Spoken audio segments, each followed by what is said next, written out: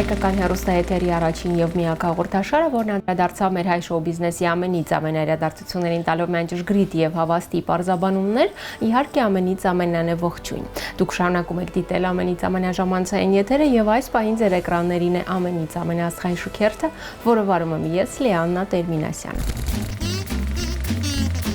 Համաձայն պաշտոնական տեղեկությունների Արցախը Անդրկովկասի տարածաշրջան է, որը ընդգրկվում էր մեծ հայքի Հայաստանի կազմի մեջ եւ հանդիսանում էր 9-րդ նահանգը։ Մեր թվարկությունից առաջ 387 թվականին Հայաստանը բաժանվեց Պարսկաստանի եւ Հռոմի կայսրության միջև եւ Արցախը այդ ժամանակ կցվեց Կովկասյան Ալբանիային, որը վասալային հարաբերությունների մեջ էր Թեհրանի հետ։ Եվ չնայած Արցախը ընդգրկվել էր Կովկասյան Ալբանիայի կազմի մեջ, այնուամենայնիվ այնտեղ իր իշխանությունն է շարունակում տանել Հայաստանի հայկական իշխանական ընտանիքները։ Իդեպ Արցախն իր մեջ ընդգրկում էր ներկայիս Լեռնային Ղարաբաղի եւ հարակից տարածաշրջանները։ Հետաքրքրականն այն է, որ Ղարաբաղ բառը առաջին անգամ հիշատակվեց 1340 թվականին Թեհրանի հայտնի պատմաբաններից մեկի կողմից եւ ըստ էության իրենից բաղկացած է Ղարասև եւ Բաղ այգիներ բառերից։ Ահա այս ամենից ամենահետաքրքիր պատմություններին որոշեցինք անդրադառնալ մենք այսօր հաղորդման շրջանակներում, որպեսզի եւս մեկ անգամ վերհիշենք մեր հազարամյա պատմությունը։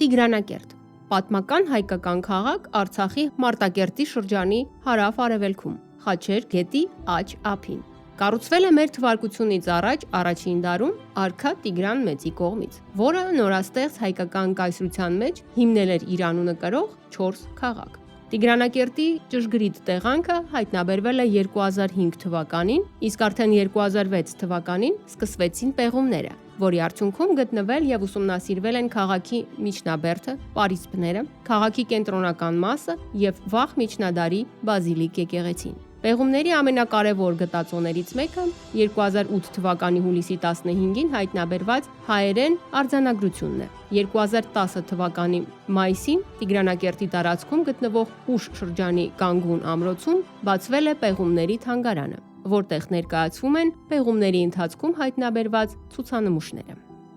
Արցախ աշխարհի մշակութային ժառանգության շարքում իրենց պատկառելի տեղն ունեն պատմաճարտարապետական հուշարձանները, որոնք եւս իրենց հերթին արձանագիր են եւ հաստական արժանահավատ սկզբնաղբյուրներ են հայոց պատմության ուսումնասիրության համար։ Ուրախալի է, որ Արցախի վիմագրական ժառանգությունը բավականին խորը ուսումնասիրվել է։ Ցանկանայի առանձնացնել հատկապես Աղվանից կաթողիկոս Եսայի Հասան Ջալալյանի վիմական արձանագրությունների ընդօրինակությունները, որոնք հիմնականում ամփոփում են Արցախ աշխարհի հուշարձաններից ընդօրինակված մոտավորապես 100 արձանագրություն։ Ուրախալի է նշել նաև, որ այդ արձանագրություններից մեկը հենց Տիգրանակերտից է։ Տիգրան Մեծը, ում անունով եւ կոչվում է Տիգրանակերտը, հիմնել է 4 քաղաք իր անունով։ Այդ ժամանակ դա ընդունված էր։ Օրինակ Ալեքսանդր Մակեդոնացին, ուր գնում էր, այնտեղ մի հատ Ալեքսանդրիա էր հիմնում։ Եվ Հայաստանում էլ կար 4 անուն, որոնք կոչվել են Տիգրան Մեծի անունով։ Դրանցից մեկը հենց Արցախում էր գտնվում։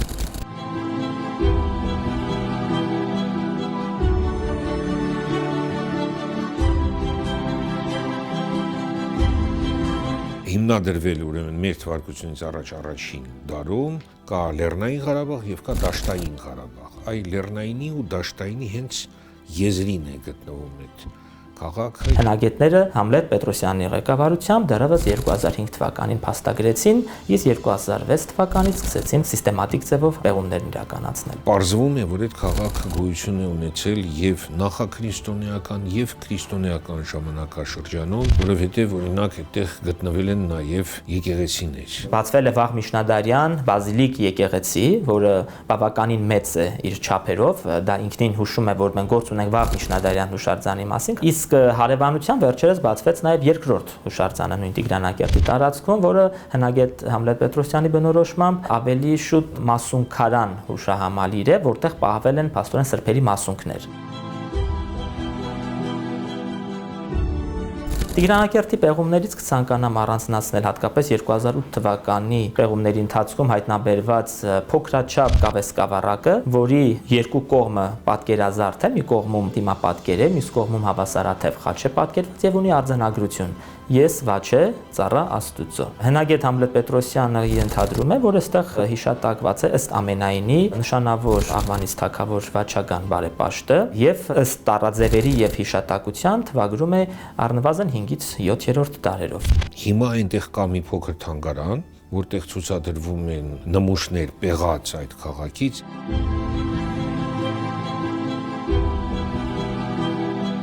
Ուսումնասիրությունները պարզում են, որ մինչև 19-րդ դարը ներառյալ քաղաքը որպես այդպիսին, որպես բնակավայր գործել է եւ դրա մասին վկայում են հայտնաբերված նյութերը։ Կան վարկածներ, գիտնականները դրա մասին խոսում են, որ Տիգրանակերտի այսպես վերջին տարիների առնչությամբ կապ ուներ նաեւ հայտնի Փանախ խանը, Միչելոց Փանախ խանի ամենահետաքրքիր կենսագրությունը գրել է Ռաֆին եւ Փանախ խանը մի սարսափելի անձնավորություն էր, ով հայտնի էր իր դավաճանություններով, դավերով, որ ոչ մի միջոց չէր խնայում իր նպատակին հասնելու համար։ Ուրեմն ինքը այդ Փանախ խանը փորձեց այդ տեղում մի ամրոց կառուցել, դա իրեն չհաջողվեց եւ ինքը հետո կառուցեց Շուշիի ամրոցը։ Գիտես դու միշտ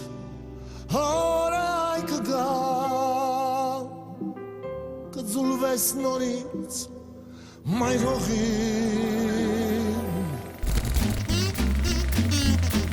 Արցախի պատմությունը հայոց թագավորության կազմում առաջին անգամ հիշատակվում է մեր թվարկությունից առաջ 6-րդ դարից։ Հենց այդ ժամանակ հայոց թագավոր Երվան Սակավակյացը միավորում է հայալեզու բոլոր գավառները եւ ստեղծվում է համայնքական հայոց պետությունը, որը նույն դարում դառնում է Աքեմենյան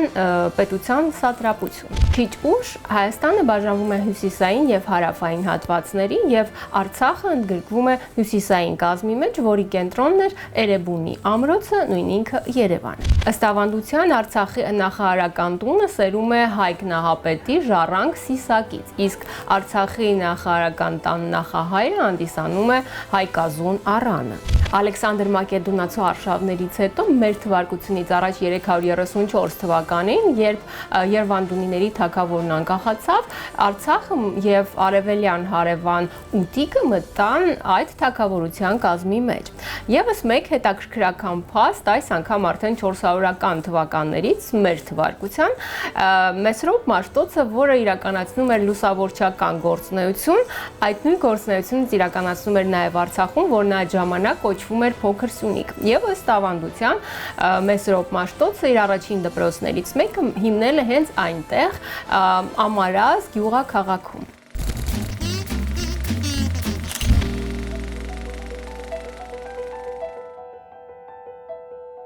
Գոյություն ունի մի ավանդություն կապված Ծիծեռնավանքի հետ։ Հրճած գյուղի Մելիք Թումանը շարունակ նեղացնում էր գյուղի քահանային։ Մելիքից ազատվելու համար քահանան մի անեծքաթուղթ է գրում, գցում նրա սենյակն ու ինքը փախչում։ Այդ թղթի ուժով Մելիքը կորցնում է կնոջը, որդիներին եւ ողջ հարստությունը։ Հասկանալով, որ բոլոր դժբախտությունների պատճառը քահանայի անեծքն է, Մելիքը գնում է նրանից թողություն խնդրելու։ Անցնելով շատ քաղաքներ, Մելիք Թումանը հասնում է Հռոմ եւ իմանում, որ քահանան արդեն վախճանվել է։ Հուսահատված Թումանը մնում է Հռոմի վանքերից մեկում, իբրև լուսարար եւ միշտ աղոթում է իր հոգու փրկության համար։ Ժամանական Մելիքը կծելով Պետրոս Արաքյալի ճկույտը Ծիծեռնը պահում է բերանում։ Դրանից վանքի սրբապատկերները գետին են թափվում։ Քահանաները ուզում են հանել Մելիքի բերանից մասունքը եւ իրեն էլ սպանել, սակայն սեղանից մի ձայն ասում է. «Մի մերձենաք Մելիքին»։ Մելիքն անվտանգ գալիս է հայրենի երկիրը եւ պաշտամունքի առարկա մի շլորի ծառի տեղում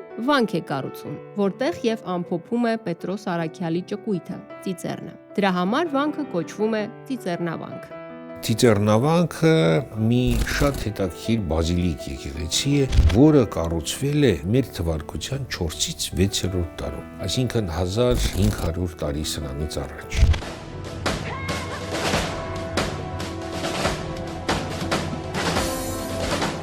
Շատ հետաքրքիր է այդ եկեղեցու անունը, որովհետև Ծիծեռնակը պաշտել են նախաքրիստոնեական Հայաստանում։ թռչունը, այդ ծիծեռնակը եկել է եւ ղազանով ջաշ է եղել պատրաստված, որի մեջ օձ է ընկած եղել եւ այդ թռչունը եկել է եւ այդ օձին միջից հանել է, որպեսզի այդ ջաշը ճաշակողները չմահանան, չթունավորվեն։ Երբ որ այնտեղ կառուցվեց եկեղեցի, սկզբից մի փոքր եկեղեցի, հետո այդ եկեղեցին մեծացավ, այդ եկեղեցու անունը այդպես էլ մնաց Ծիծեռնավանք։ Եվ շատ հավանական է, որ յուղը, որը հիմա այդ եկեղեցու շուրջն է, նույնպես կապ ուներ այդ վանական կոմպլեքսի հետ։ Դա պատմականորեն Արցախ չէր, դա Սյունիք էր պատմականորեն, բայց հենց սահմանի վրա էր գտնվում։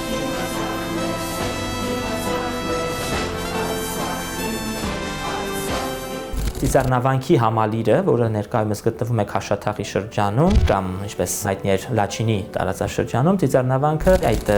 տարածաշրջանի գլխավոր համալիրներից մեկն է, եթե ոչ միակը, որը շատ լավ պահպանվել է եւ իր ճարտարապետական տեսանկյունից բացառիկ է նրանով, որ պահպանված է նաեւ արտաքուր շեշտված իր նավով։ Սա կոչվում է արևմտյան շրջափուլի բազիլիկաներ, որոնցից Հայաստանի տարածքում շատ քիչ են փաստագրում եւ Ծիծեռնավանքը սրա վառ օրինակն է։ Դեռ կարևորն էր, որ խորանը եկեղեցու պիտի նայի որ դեպի արևելք, որովհետև խորհրդաբանական տեսակետից արևելքը դա դրախտն է։ Եվ առավոտյան, երբ որ արևը նոր է բարձրանում, այդ դրախտային լույսը ընկնում էր հենց խորանի լուսամուտից։ Լուսամուտ, լույսի մուտք, եւ դա կապ ուներ այդ դրախտային աստվածային լույսի հետ, որը մտնում էր եկեղեցի։ Եկեղեցու մնացած բոլոր պատուհանները կոչվել են պատուհան, միայն այդ մեկն է կոչվել լուսամուտ։ Դրախտը արևելքն էր, հակառակ կողմը պիտի խորհրդանշել դժոխքը, եւ դրա համար եկեղեցի մտնելուց դուք միշտ շարժվում եք արևմուտքից դեպի արևելք, եւ երբ որ նայում եք խորանին, դուք միշտ նայում եք դեպի արևելք։ Հոգեվորական այնտեղ կա թե չկա, ես հիմա դա չեմ կարող հստակ ձեզ ասել, բայց նշանավոր ուխտատեղի դեռևս հնուծիվ էր, որտեղ եւ եկել են բժշկություն ստանալու բորոտությունից, տենդից, ջերմությունից։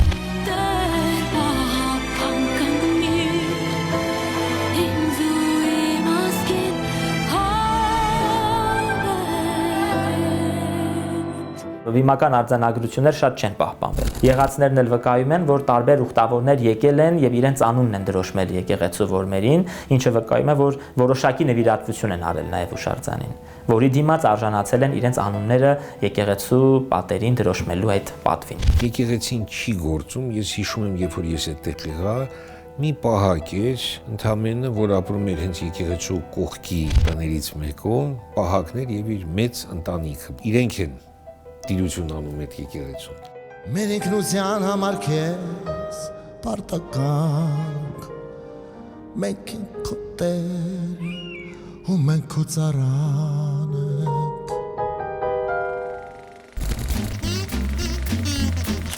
Հայաստանի մշտական զավթողական պատերազմների արդյունքում Արցախը մեկ միանում, մեկ անջատվում էր Հայաստանի կազմից, այդպես եղել է հայ-արաբական, թուրք-սելջուկների, մողոլների արշավների, ինչպես նաև տևական, թուրքական եւ պարսկական պատերազմների ժամանակ։ Արդեն 1813 թվականին ռուս-պարսկական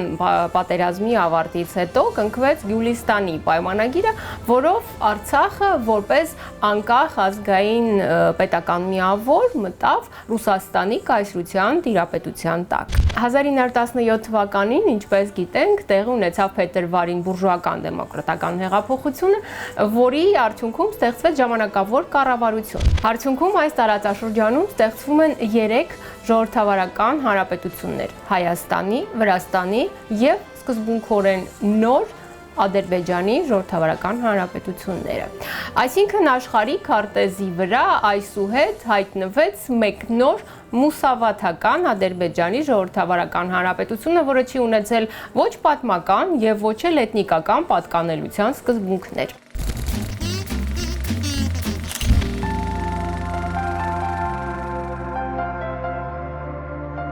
Ամարաս Արցախ աշխարհի այն տոկուն եւ հավերժական հուշարձաններից մեկն է, որն ամեն անգամ ավերվելուց հետո վերստին վերականգնվել է։ Արցախի տարածքում գտնվող հուշարձանների մեջ առանձնակի տեղ զբաղեցնող Ամարասի վանքն առնչվում է Արցախում եւ Ուտիքում քրիստոնեության տարածման առաջին քայլերի հետ։ Այն հետագայում մշտապես եղել է երկրամասի հոգեվոր մշակութային կենտրոններից մեկը։ Ըստ հայ հին պատմագիտության դեռևս 4-րդ դարի սկզբին Գրիգոր Լուսավորիչն այնտեղ հիմնադրել է Ամարասի եկեղեցին, որի կառուցման ավարտը կապված է Լուսավորիչի թոռան Գրիգորիուս եպիսկոպոսի անվան հետ։ Դարի 30-ական թվականների վերջին վանքն արդեն եպիսկոպոսանիստ էր եւ իր այդ դերը պահպանեց մինչեւ 19-րդ դարը։ Հայտնի է նաեւ, որ Մեսրոպ Մաշտոցը հայոց արևելյան նահանգներ գալով հենց Ամարասից է սկսել հայերեն գրերի տարածումը եւ բնականաբար առաջին դպրոցն էլ բացվել է հենց Ամարասում։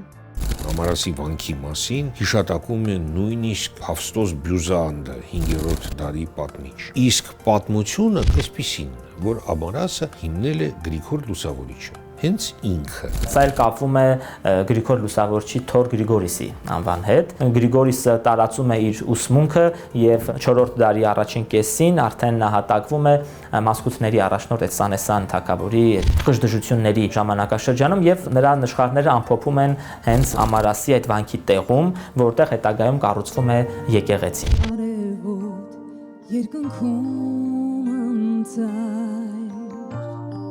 Լեռների կատարներ անհաս հավքի պես ժայռերին թարած տաճարներ խաչերով պատված Գրիգոր Լուսավորչից մինչև հայ Այբուբենի գյուտը անցնում է մոտավորապես 100 տարի։ Այդ 100 տարվա ընթացքում Աստվածաշունչը թարգմանված չէր հայերեն, որովհետև չէին կարող հայերեն տառերով գրել։ Երբ որ Մեսրոպ Մաշտոցն արեց իր Այբուբենի գյուտը, առաջին գործը, որը ինքը եւ իր աշակերտները ձեռնամուխ եղան, դա եղավ Աստվածաշնչի թարգմանությունը հայերեն։ Դրան զուգահեռ Մեսրոպ Մաշտոցը նաեւ հիմնեց մի քանի մշակութային եւ գիտական կարևոր կենտրոն։ Այդ կենտրոններից մեկը Ամարասն է։ Հետո 5-րդ դարի վերջում արդեն 489 թվականին Հայաստանի այդ մասը Վաչագան 3-րդ արքայի օրոք այդ հողերը տրվեցին Պարսկաստանին եւ այդ վանական կոմպլեքսը անցավ աղվանական եկեղեցուն։ Հետո անցավ որոշ ժամանակ, մի դար, երկու դար, Ամարասը նորից վերադարձավ հայ առաքելական եկեղեցու թերի շեմի տակ։ Եկեղեցիս քանդվել հավատքը չի հանձնվել հանիկան խոթվել կանցնվել Փաստորեն վաղ միջնադարում արդեն մենք ունենք քրիստոնեության տարածման առաջին քայլերի մասին վկայող նյութեր, փաստեր, որոնք անվիճելի եւ անգնահատելի սկզբնաղբյուրներ են։ 5-րդ դարից սկսած Ամարասը հայ կրթության, մշակույթի եւ կրոնի ամենակարևոր կենտրոններից մեկն էր։ Ուշ միջնադարում մելիքական ժամանակաշրջանում իդեմս Վարանդայի Մելիք Շահնազար II-ի 18-րդ դարում Ամարասի վանքը պարսպապատվել է եւ ներկայիս պարսպապատ այդ համալիրը, որ տեսնում եք եւ որը մեր նշանավոր ճարտարապետ Մուրադ Հասրաթյանը մանրամասն վերլուծել է, ինքնին նմանվում է Սյունյաց անապատներին, որը բնականաբար չի կորցնում Սուրբ Գրիգորիսի նշխարներն ամփոփող այդ դամբարանային կենտրոնի իր նշանակությունը, այլև ավելի ամրապնդվում է, ավելի պարսպապատվում է նաև թշնամիներից եւ Մուրադ Հասրաթյանը տեղին է նկատում, երբ նշում է, որ պարսպապատին զուգահեռ կա նաև մեկ առանձին ազատ տարածք,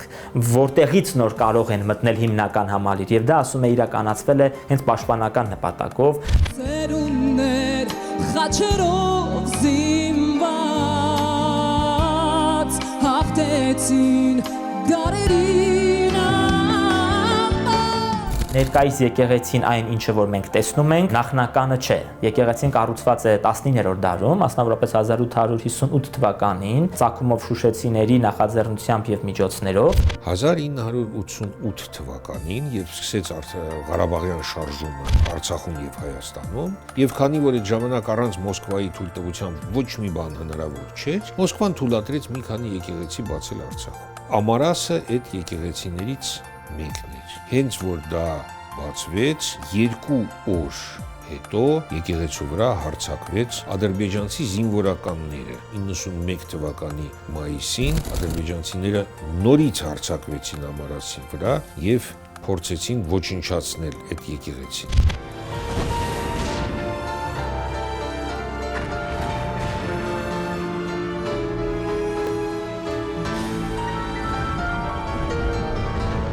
Բավականին մեծ ավերածություններ պատճառեցին, բայց ոչնչացնել չստացվեց։ Եկեղեցին, բակը եւ պարիսպները վերանորոգվեցին։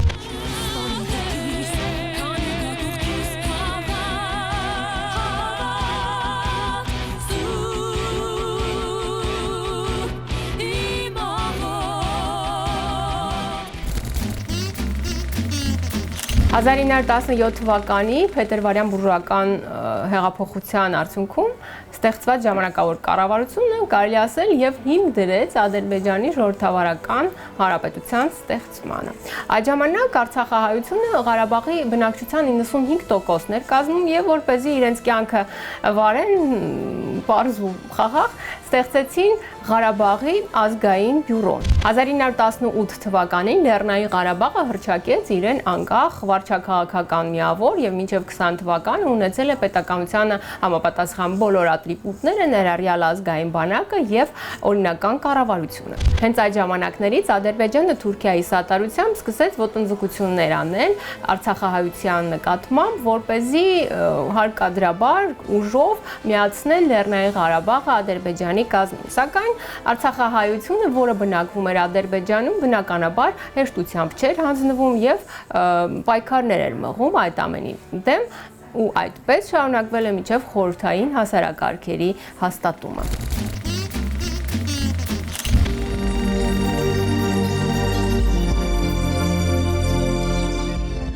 Դադիվանք հայկական, առաքելական, միջնադարյան վանական համալիր Արցախի Շահումյանի շրջանի Դադիվանք գյուղում, Դադիվան լեռան լանջին, Թարթար գետի ձախափին։ Դադիվանքի առաջին անվանումը կապված է Քրիստոսի առաքյալներից Թադեոսի հետնորդ Սուրբ Դադեի հետ, որը Հայաստանի արևմտյան հատվածում քարոզում էր քրիստոնեությունը եւ ավանդության համաձայն եկեղեցին հիմնվել է իր շիրիմի վրա։ Եվ հենց նրա Սուրբ Դադեի առաքյալի անունով կոչվել է Դադիվանք։ Վանքի երկրորդ անվանումը Խութավանք կոչվում է, քանի որ այն կառուցվել է խութի բլրակի վրա։ Առաջին անգամ Դադիվանքը մատենագիտական աղբյուրներում հիշատակվել է 9-րդ դարում։ Եվս մեկ ուշագրավ փաստ Դադիվանքի վերանորոգման շրջանակում իրականացված պեղումների ընթացքում 2007 թվականի հուլիսի 21-ին վանական համալիրի եկեղեցիներից մեկի խորանի տակ գտնվել է Սուրբ Դադե առաքյալի մասունքները։ Ասում են, որ Դադիվանքում հայտնաբերվել է նաև Սնդիկի հանք։ Դադիվանքը իմ պատկերացմամբ հայ միջնադարյան ճարտարապետության գոհարներից մեկն է։ Ինչու է կոչվում Դադիվանք, որովհետև կար Սուրբ Դադի։ Սուրբ Դադին Թադևոս առաքյալի աշակերտն էր։ Այն Թադևոս առաքյալի, ով որ Բարթուղիմեոս առաքյալի հետ միասին բերեցին քրիստոնեությունը Հայաստան։ Այսինքն խոսքը մեր թվարկության առաջի դարի մասին։ Դադին կամ Դադոն, որը քրիստոնեություն էր տարածում Արցախ աշխարհում, դեռևս մինչ քրիստոնեության ընդունման, ժամանակաշրջանում, նահատակվում է փաստորեն այս վայրում եւ հետո վաղ միջնադարում իր մահվան տեղում կառուցվեց մի փոքրիկ մատուռ, որը ըստ ուսումնասիրողների պետք է լիներ միանավ բազիլիկ եկեղեցին,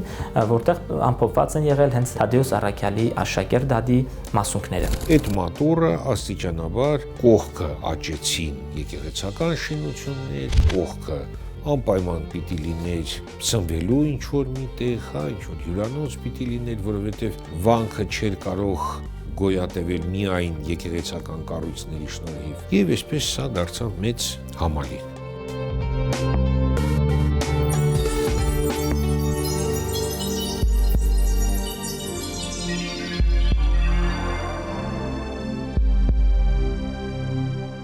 Առաջի հիշատակումները արդեն որպես համալիր 9-րդ դարին են վերագրվում։ Դադիվանքը կոչվում է նաև խութավանք, ինչի համար, որովհետև կառուցված է խութի, այդ բլրի վրա։ 1214 թվականին Արզու Խաթուն Արծրունին, ով որ Վախթանգ Թագավորազնի կիններ, կառուցեց առաջին մեծ եկեղեցին, հետո դրա շուրջը կառուցվեցին այլ եկեղեցիներ, որը բնականաբար ունեցել է իր վանական միաբանությունը, տևական ժամանակ գործել է, նշանավոր կրթության կենտրոն է եղել։ Ես պետք է ասեմ, որ Դադիվանքի, Գանձասարի, Ծիծեռնավանքի, ինչու՞ չէ նաև Քչավանքի զարգացած միջնադարի արձանագրությունները խիստ բարձրարժեք են, ինչը խոսում է այս տարածաշրջանում եւս վիմագրարվեստի զարգացած լինելու մասին։ Եվ եկեղեցիների որմերը, խաչքարերը եւ վիմագրակիր այլ հուշարձանները հարդարել են գեղեցիկ վայելչագիր արձանագրություններով, որոնք այդ հուշարձանների անձնագրերն են այսօր։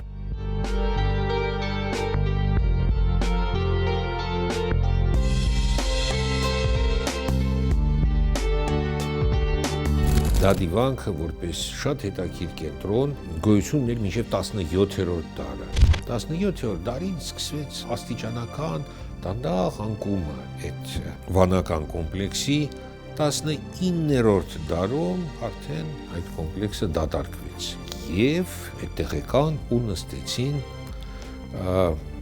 գողերը, ովքեր որ նայում էին թե Սևանա լճից դեպի Գանձասար կամ Շուշի գնացող ճանապարհներ դա եւ իրանք թալանում էին մարդկանց, ովքեր անցնում էին այդ ճանապարհով։ Դա էլ տևեց որոշ ժամանակ եւ եկավ խորհրդային միությունը եւ խորհրդային ժամանակ այդ վայրը ամբողջությամբ տրվեց Ադրբեջանին։ Այդ գյուղում բնակվեցին ադրբեջանցիներ եւ եկեղեցու տարածքում ախոռ էր։ Այդ ախոռի հետքերը ես ինքս տեսել եմ, հետո տեղի ունեցավ մեծ հրդեհ, հիմա եկեղեցին վերականգնված է։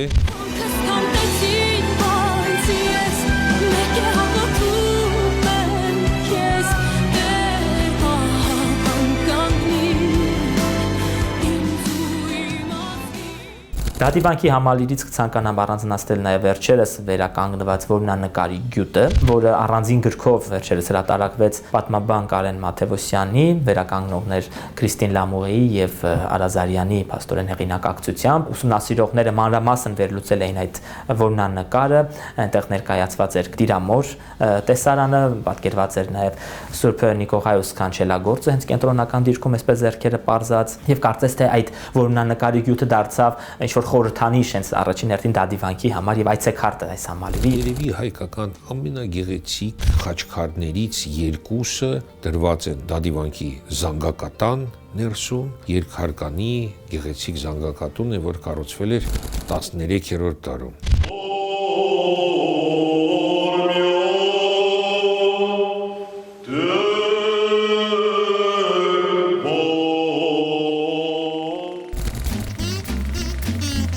Հարավային Կովկասում խորհրդային հասարակարգի ստեղծումն ուղեկցվեց նոր քաղաքական վարչական հասարակարգով։ Ղարաբաղի հարցը Հայաստանի եւ Ադրբեջանի միջև վիճելի տարածք ճանաչվեց նաեւ խորհրդային Ռուսաստանի կողմից եւ 1920 թվականի օգոստոսին համաձայն խորհրդային Ռուսաստանի եւ Հայաստանի Հանրապետության միջև կնքված համաձայնագրի խորհրդային Ռուսաստանի բանակը դիրքավորվեց ժամանակավորապես Լեռնային Ղարաբաղում։ Իսկ Հայաստանի խորհրդայնացումից անմիջապես հետո 1920 թվականի նոյեմբերի 30-ին Ադրբեջանի Կոմկուսի Կենտկոմի քաղբյուրոյի եւ կազմբյուրոյի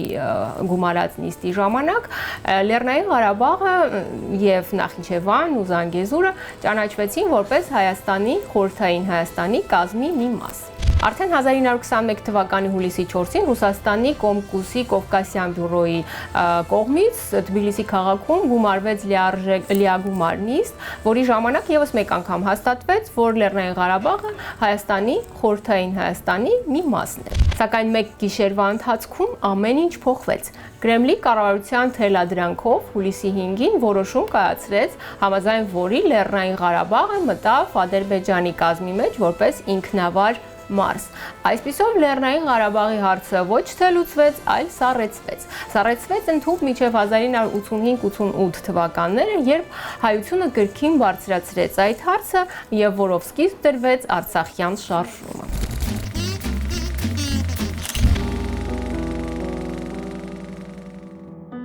Գանձասար, վանական համալիր Արցախի Մարտակերտի շրջանի Վանք գյուղի մոտակայքում, պատմական մեծ հայքի Արցախ նահանգի Մեծ Առանք գավառում, Խաչենագետի ձախափին Գանձասար լեռան վրա։ Իր անունը ստացել է Վանք գյուղի դիմաց գտնվող բլրի անունից, որի ընդերքում կան արծաթի եւ այլ մետաղների հանքեր, այսինքն Գանձերի սար, Գանձասար։ Գանձասարը Արցախի եւ ոչ միայն Արցախի, այլև մեր հայկական միջնադարյան ճարտարապետության գոհարներից մեկը կարող ենք համարել։ Բարձրադիր իշխող դիրքում Վերեխոյանում զարգացած միջնադարի հայկական ճարտարապետության գլուխգործոցներից մեկը ըստ պատմածի այնտեղ թաղված է Հովանես Մկրտչի գլուխը, որը բերել էին Կիլիկիայից, եւ դրա համար է, որ Գանձասարի եկեղեցին Սուրբ Հովանես Մկրտչի անունով է կոչվում։ Գանձասարը այն ձևով, ինչ ձևով որ մենք գիտենք, կառուցվել է իշխան Հասան Ջալալի կողմից, քանի որ Հասան Ջալալը հայկական քրիստոնեական անունը որևէ տար չի պարունակում, դա թույլ էր տվել ադրբեջանցի պատմաբաններին հորինել վարկած, ըստ որի Հասան Ջալալը ադրբեջանցի էր։ Ինքը իհարկե չէր կարող լինել ադրբեջանցի, որովհետև 13-րդ դարի առաջի կեսում էր ապրում, բայց այդ վարկածը բավականին երկար ժամանակ պտտվում էր, մինչև ամբողջությամբ չջախջախվեց հայ եւ արևմտյան գիտնականների կողմից։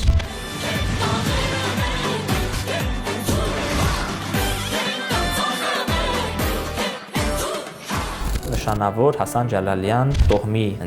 հիմնադիրն է Հասան Ջալալը, որը կառուցել է այս համալիրը նաև որպես իր տոհմական տապանատուն, քանի որ գից գավթում թաղված են ոչ միայն Հասան Ջալալը, այլ նաև Հասան Ջալալյանների հետագա շարավիկները ընդհուպ մինչև Բաղդասար Հասան Ջալալյան։ Եթե կհիշեք, Բաղդասար Հասան Ջալալյանի անունը ես հիշատակեցի խոսքի սկզբում, որը վերստին ընդօրինակել էր նշանավոր Իսայի Հասան Ջալալյան կաթողիկոսի վիմական արձանագրությունների տետերը։ Այդ տետրի գրիչը փաստորեն եւս ամփոփված է եւս թաղված է Գանձասարի գավթում։ 1240 թվականին հուլիսի 22-ից եկեղեցին ոցվեց եւ դարձավ եկեղեցի։ Գմբեթը, թմբուկը, որի նիստերը հարդարված են գեղեցիկ բարձրաքանդակներով, բարձրաժեղ եւ հյուսածո զարդերով եւ պատկերաքանդակներով, եկեղեցու մանրակերտը ձեռքերին Հասան Ջալալդոլայի պատկերն այնտեղ ներկայացած մանրանկարչությունից հա նաեւ վերցրած տեսարաններ կան, ինչը բացառիկ տեղ է հատկացնում Գանձասարի թմբուկին մեր միջնադարյան ճարտարապետության մեջ։ Սրանով մանրամասն զբաղվել է նշանավոր հայագետ Անատոլի Յակոբսոնը, որը հատուկ անդրադարձել է նաեւ Գանձասարի պատկերաքանդակներին եւ փաստելով այդ հանգամանքը, որ Գանձասարը հիրավի հայկական միջնադարյան ճարտարապետության ոսկե երգն է։ Ծով աշխարհում չգտա քեզ նմանը, որ այդքանին է ունեմ իրականը, բաց կոտտվել շպտա հայրենիքին, թող որ խաղաղ լինի միշտ քո երկինքը։ 1266 թվականին կառուցվեց գավիթ։ Գավիթը նույնպես շատ ուշագրավ է իր ճարտարապետությամբ։ Մեր գավիթները հիմնականում 40 կենտրոնակազմ հորինվածք ունեն։ Գանձասարի գավթի դեպքում այդ սյուները չկան։ Այնտեղ այսպես պատից պատ երկու զույգ իրար խաչվող, հա, կամարներ են, նման հաղպատի գավթին, նման դեղզուտի վանքի գավթին։ 14-րդ դարում հայ առաքելական եկեղեցու աղվանական կաթողիկոսատի կենտրոնը դարձավ Գանձասարը 1701 թվականին հենց Գանձասարից էր, որ հայերը նամակ ուղարկեցին ռուս թագավոր Պետրոս առաջինին, խնդրելով, որ Հայաստանը վերցնի իր հովանու ներքո։ Այդ գործում մեծ դեր խաղաց եւս մի Հասան Ջալալյան, դա կաթողիկոս Եսայի Հասան Ջալալյանն էր։ Եվ մինչև հիմա այնտեղ գործում է Մատենադարանի մասնաճյուղը։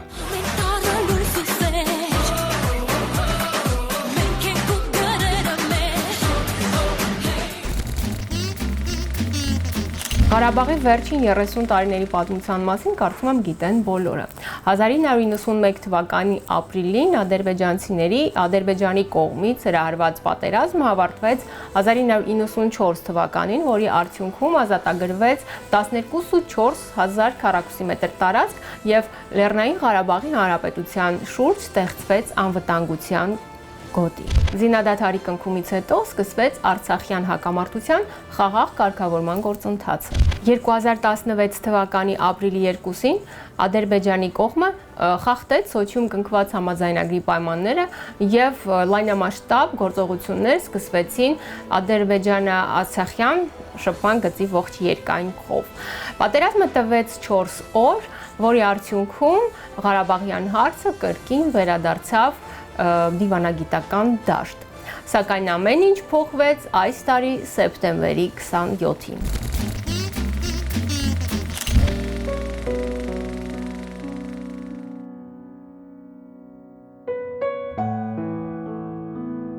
Սուրբ ամենափրկիչ Ղազանչեցոս եկեղեցին վերջին պատերազմական դեպքերի հետ կապված համաշխարհային հարթակում ավելի շատ հիշատակվեց ռմբակոծման առիթով։ Սակայն մեզ համար այն ունի շատ մեծ խորհուրդ։ Եվ այսպես, Սուրբ ամենափրկիչ Ղազանչեցոս եկեղեցին գտնվում է Շուշիում եւ հանդիսանում է հայ առաքելական եկեղեցու Արցախի թեմի կենտրոնը։ Ընդգրկված է Շուշիի պատմության եւ մշակույթի անշարժ հուշարձանների ցանկում եւ հանդիսանում է Արցախի խորհրդանիշերից մեկը։ Կառուցվել է 1868-ից 1887 թվականները։ Արցախում կարող եմ փաստել չկա այնպիսի քաղաք, որն ունենա այնքան շատ եկեղեցի,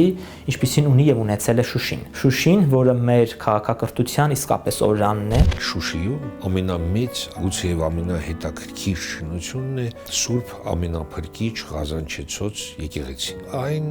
համեմատաբար նոր է, ընդամենը 19-րդ դարի կեսերին է կառուցվել, չնայած տեղեկություններ կան, որ այդ եկեղեցու տեղում եղել է հին միջնադարյան եկեղեցի, որը փոքր էր, արդեն չէր բավարարում մարդկանց կարիքներին եւ տեղում վերախոյացել ներկայիս էջմիածնատիպ գմբեթավոր կառույցը։ Ինչու եմ ասում էջմիածնատիպ, քանի որ այն բացառիկ հուշարձաններից է, որը ունի արտաքուստ ուղղանկյուն ծավալ, դրսից շեշտված, հարավից, հյուսիսից եւ արևմուտքից բազմանիստ, իսկ արևելքից կիսակոր խորաններով։ 1858 թվականին կառուցվեց զանգակատունը, հետո 68-ից մինչև 87 թվականներին կառուցվեց եւ մայր եկեղեցին։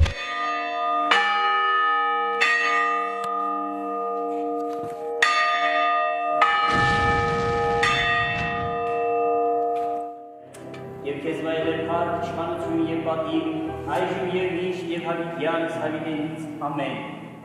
Այսօր շատ հաճախ տեսնում ենք եկեղեցու անվան աղավաղված տարբերակը Սուրբ Ղազանչեցոս։ Դա սխալ է։ Եկեղեցին ունի իր անունը Սուրբ ամենափրկիչ, իսկ Ղազանչեցոս է կոչվում, քանի որ Նախիջևանից եկած ղազանչեցիները նախաձեռնեցին այստեղ կառուցել հոգևոր կենտրոն, որը եւ կոչվեց Ղազանչեցոս։ Եթե չեմ սխալվում, ամենամեծ պաշտամունքային կառույցը Արևելյան Հայաստանում եւ դա ընդգծում է եւ այդ եկեղեցու նշանակությունը եւ Շուշիի նշանակությունը արևելահայության համար, որովհետեւ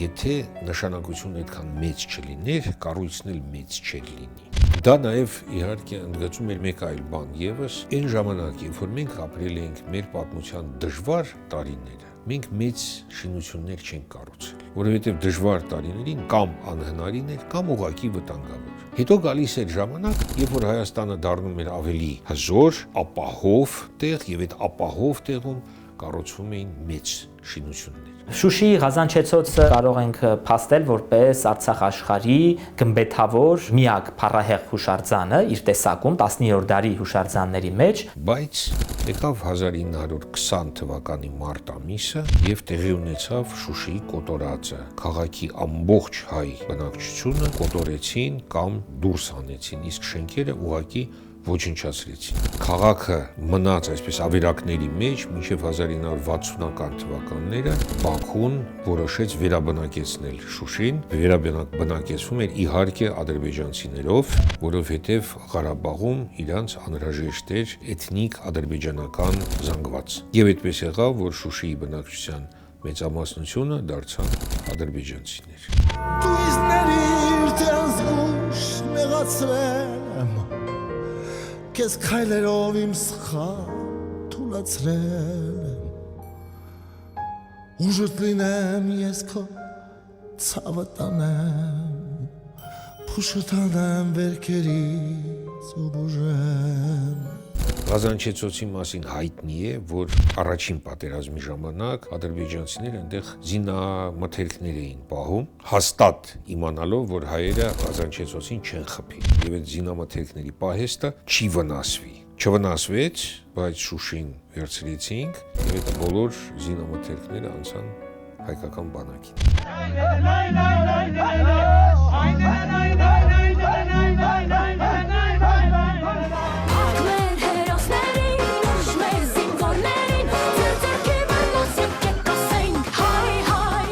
Հետո, երբ որ մենք վերականգնեցինք վերահսկողությունը Շուշիի վրա, Ղազանչեցոցը վերականգնվեց ճարտարապետ Մանուշակ Տիտանյանի ջանքերով, ով նաև վերականգնել է Ամարասի եկեղեցին եւ վանական կոմպլեքսը։ Եվ այս հիմիկվա պատերազմի ժամանակ ադրբեջանական ցինիկ գործողություններից մեկը կապված է եղել հենց Ղազանչեցոց եկեղեցու հետ, երբ հարվածեցին մի անգամ, որոշ ժամանակ հետո հարվածեցին նույն եկեղեցուն երկրորդ անգամ։